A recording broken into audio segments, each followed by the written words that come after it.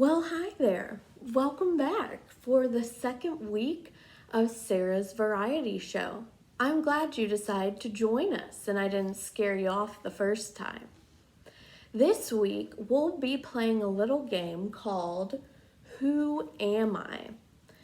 In the month of February, we're going to explore some different people and potentially things that are familiar and we'll learn more about them.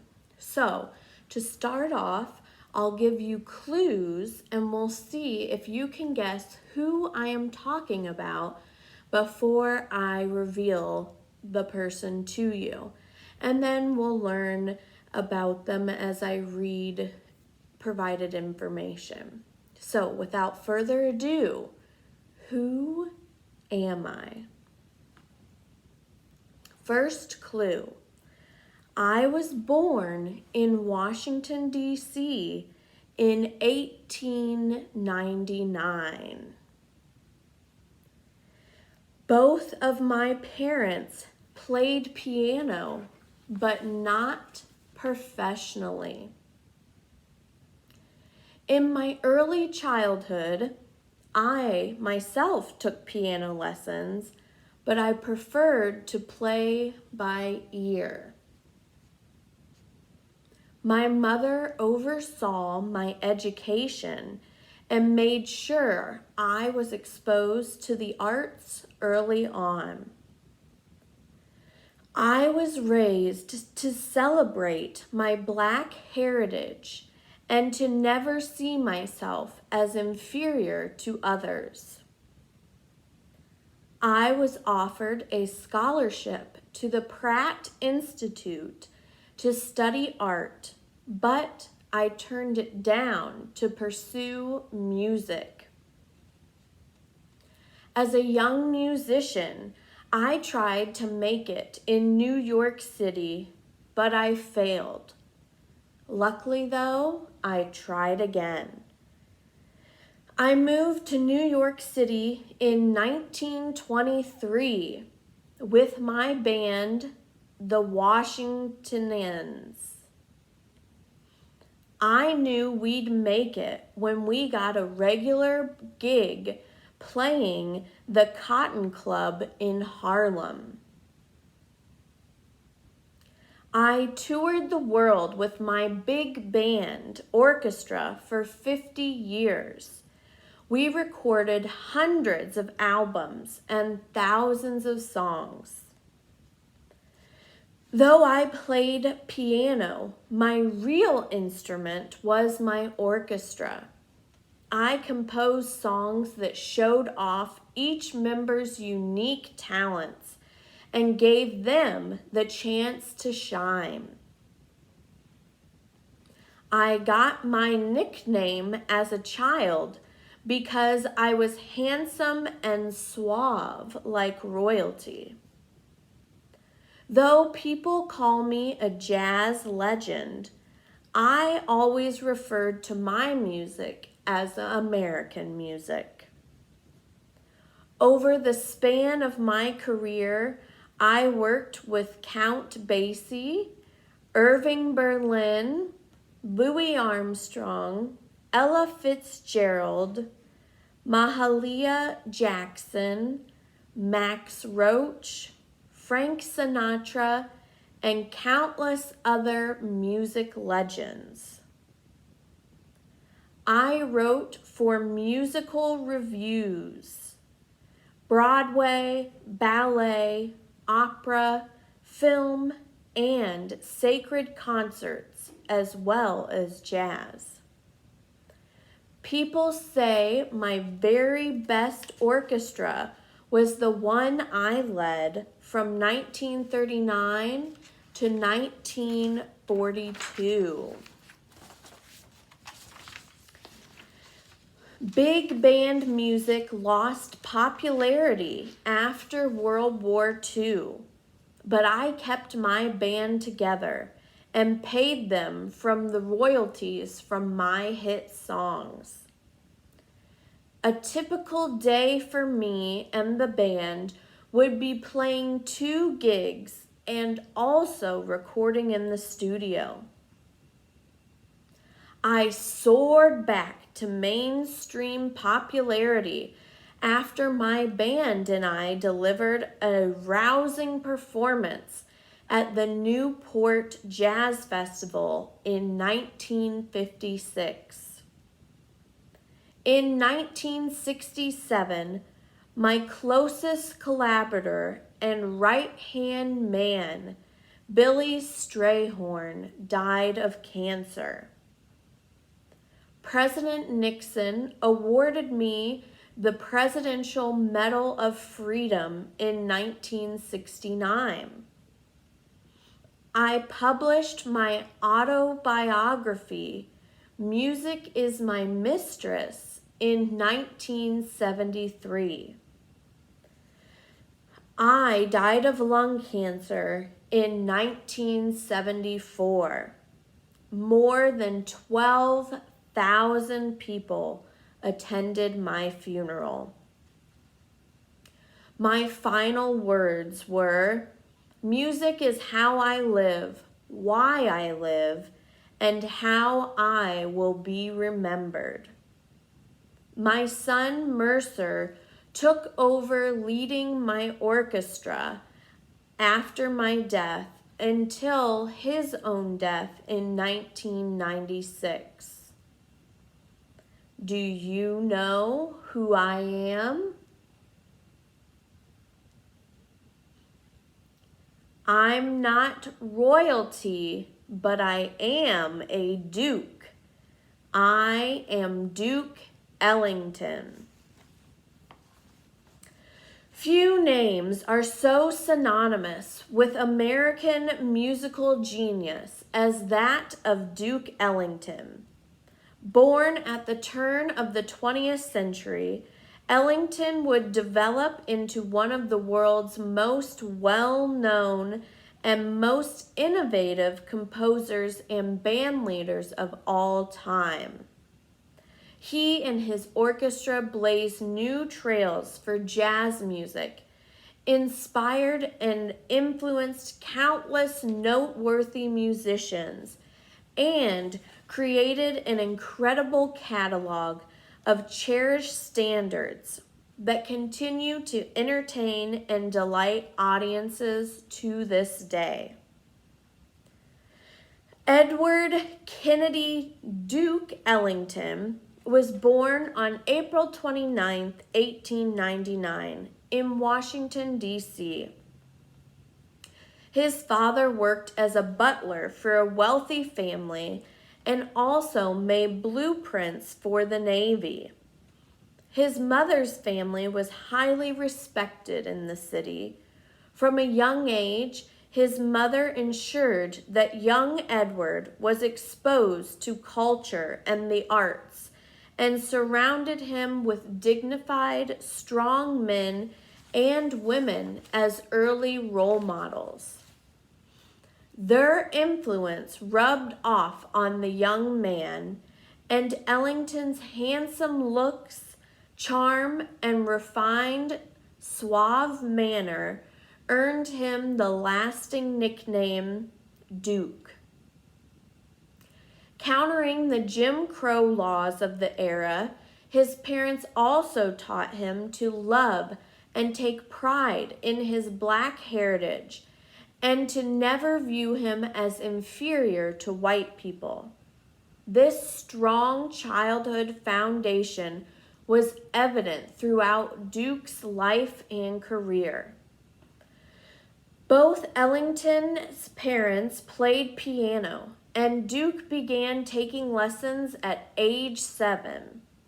Inspired by his job as a soda jerk and by the rhythms and piano players of the age, he composed his first song at age 15, entitled Soda Fountain Rag. Along with an obvious ear and talent for music, Ellington was also gifted with artistic abilities, and in 1916, he was offered an art scholarship to the Pratt Institute in Brooklyn, New York. Determined to pursue his first love of music, he dropped out of high school 3 months before graduating, turned down the scholarship, started performing regularly, and never looked back. After leaving school, Ellington was determined to make it as a musician. He honed his piano skills and played gigs wherever he could get them. In 1918, he married Edna Thompson, who had been his high school sweetheart. And the following year, they welcomed their first and only child, Mercer Kennedy Ellington. Duke worked as a freelance sign painter by day to earn money, but he also used the work to build his career and clientele. When customers would request signs for an event or party, Duke would ask them if they had yet booked any musical entertainment and then offer his services. By the early 1920s, Duke had started his own band with several friends, including drummer Sonny Greer, Otto Hardwick on saxophone, and Arthur Wetzel on trumpet. Soon the band was playing gigs and making connections throughout the D.C. and Virginia area. When Greer moved to New York City for a gig, Ellington followed. Though they made great connections and found some success, it wasn't enough to make a living, and they reluctantly returned to Washington. But in 1923, Ellington moved to New York City once again, and this time he found the path to success. In 1924, he started his own band called the Washingtonians, and they landed a regular gig at the Kentucky Club. They worked steadily for a few years, gaining musicians and experience, and developing the distinct jungle sound for which the band would become known. In 1927, Ellington and his crew, now known as the Duke Ellington Orchestra, had a breakout year. They recorded Black and Tan Fantasy and Creole Love Call, two Ellington compositions noted for celebrating Black culture at a time when Black artists were pressured to assume inferior roles to white people in the arts. They were instant hits and have become treasured as jazz standards. That same year, the orchestra landed a coveted job at the house as the house band for the Cotton Club, one of New York City's most popular nightclubs at the time. The club featured a nightly performance with lively music and beautiful dancers. The show was broadcast on the radio each night, which grew Ellington's fan base immensely and exposed new audiences to his music. By 1930, the Duke Ellington Orchestra was a nationwide sensation, and the ever-suave Ellington was gaining a solid reputation as one of the most important, exciting composers of the age. In 1931, the Duke Ellington Orchestra left their gig at the Cotton Club and began to tour. And impressively, they would tour consistently for the next 50 years. The 30s were a decade of unparalleled success and growth for the group, thanks to the talented players and masterful composer who guided and wrote for them. While Ellington led the band from the piano, his real instrument was the orchestra itself. The brilliant players included Sonny Greer on drums, Juan Teisel on trombone, and Cootie Williams on trumpet. Ellington had a genius talent for writing to the strengths of his musicians, perfectly crafting rhythms and songs that allowed them to shine individually and as a whole. He wrote night and day, producing music in incredible quality and quantity. The band's schedule was packed daily with performances and recording sessions. In 1933, the orchestra toured Europe, taking American jazz abroad to spectacular success. They returned home and continued to tour, playing to roaring crowds in every major American city, with a truly awe-inspiring list of original songs, including Sophisticated Lady, Mood Indigo, Drop Me Off at Harlem, In a Sentimental Mood, Prelude to a Kiss, Rockin' in Rhythm, and It Don't Mean a Thing If It Ain't Got That Swing. Just when it seemed that Ellington's band couldn't possibly get any better, the composer befriended musician Billy Strayhorn, who joined the band in 1939 at only 22 years old.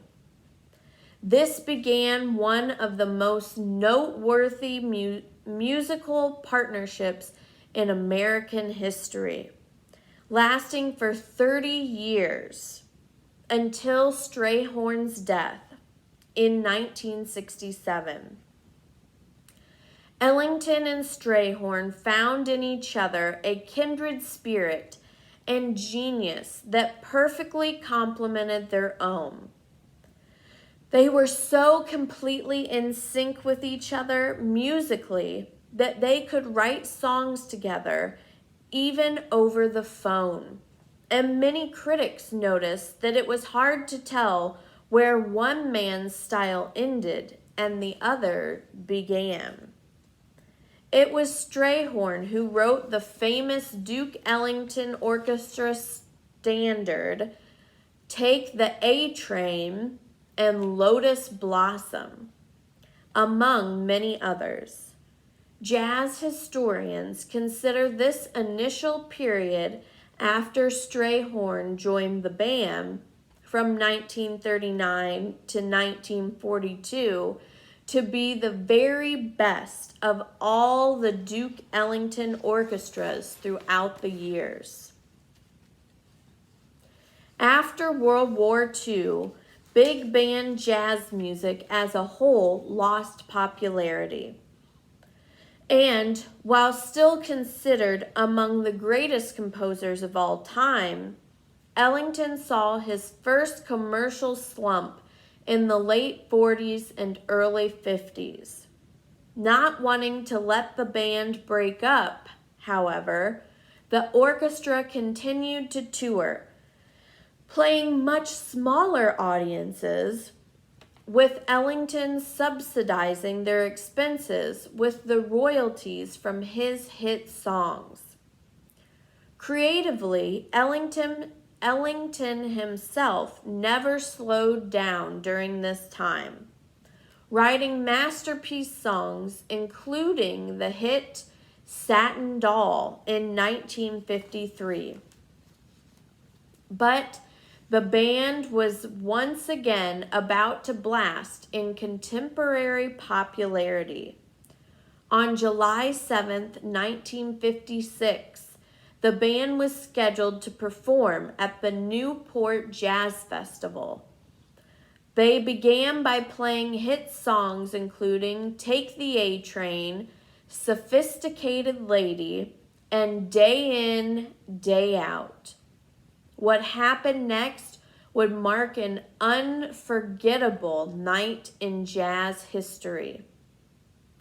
Ellington called for the orchestra to play an older song, Diminuendo and Crescendo in Blue, featuring Paul Gonsalves on tenor saxophone. As the orchestra and crowd cheered him on in astonished delight, Gonsalves riveted the crowd with his blistering improvisation, collapsing in exhaustion when he finished. The orchestra finished the piece with exquisite execution, and the crowd roared with excitement, having just witnessed what would go down as one of the most iconic moments in the history of jazz. The performance and resulting album released by Columbia Records, Ellington at Newport, rocketed the Duke Ellington Orchestra back to fame, and the momentum would carry for the rest of Ellington's life. The band toured and enjoyed critical success throughout the remainder of the 1950s and 60s, including a tour to the Middle East in 1963. Ellington continued composing music all the while and inspired and collaborated with a whole new generation of artists. Ellington branched out into other genres of music, writing for ballet and opera, as well as a series of sacred concerts that coupled the world of jazz with the Christian liturgy. In 1967, Ellington's partner, Strayhorn, died of cancer, marking the end of an era and the loss of a dear friend. In honor of his friend, Ellington recorded what many critics considered to be one of his finest works, an album entitled "And His Mother Called Him Bill." The album won the Grammy Award for Best Large Jazz Ensemble in 1968.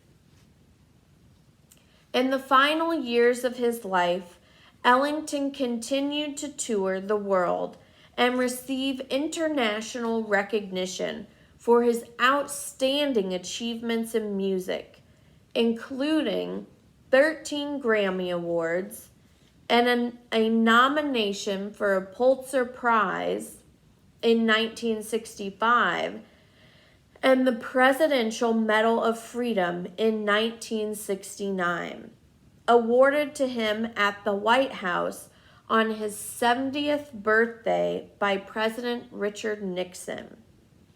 He released his autobiography, Music Is My Mistress, in 1973. He performed his final full concert in March of 1974. Shortly after, he was admitted to the hospital with lung cancer. Ellington died from complications with pneumonia in May of that year. Over 12,000 people attended his funeral at Cathedral of St. John the Divine in New York City, and he was buried in Woodlawn Cemetery in the Bronx. His son Mercer picked up where his father left off and led the Duke Ellington Orchestra until Mercer died in 1996. Ellington's final words were, "Music is how I live, why I live, and how I will be remembered." And indeed, his legacy carries on today. After 50 years of excellence with the Duke Ellington Orchestra, it is no exaggeration to say that Ellington was the greatest jazz composer in American history, and his name is synonymous with the big band jazz age of the 1930s and 40s, and that his thousands of songs and lifetime of artistry set the standard for generations to come. Some quotes from Duke Ellington. "A problem is a chance for you to do your best. Music is my mistress, and she plays second fiddle to no one. Music, of course, is what I hear, and something that I more or less live by. It's not an occupation or profession, it's a compulsion." I'm sure critics have their purpose, and they're supposed to do what they do, but sometimes they get a little carried away with what they think someone should have done, rather than concerning themselves with what he did. "Billy Strayhorn was my right arm, my left arm, all the eyes in the back of my head, my brain waves in his head and his in mine. The most important thing I look for in a musician is whether he knows how to listen." And finally, art is dangerous. It's one of the attractions. When it ceases to be dangerous, you don't want it. Thank you for joining us today for a study on Duke Ellington, and we'll end with some images of him for you all to look at.